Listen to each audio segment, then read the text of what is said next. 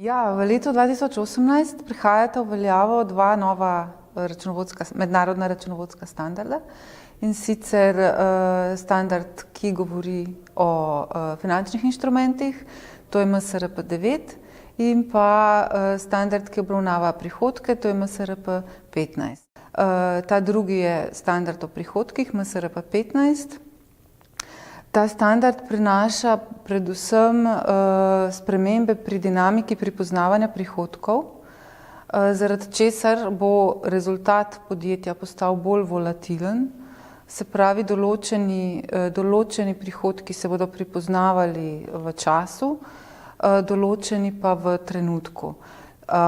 Potrebno bo preveriti v bistvu vse pogodbe s kupci, kakšne komponente vsebujejo, ali vsebujejo mešane komponente in jih bo treba ločiti, določene stvari prepoznati takoj, določene v času. Ta različna dinamika prepoznavanja prihodkov bo seveda vplivala na rezultat in na pomembne kazalnike podjetja, ki so osnova tudi za recimo določanje nagrad poslovodstvu in pa tudi bančnih zavez.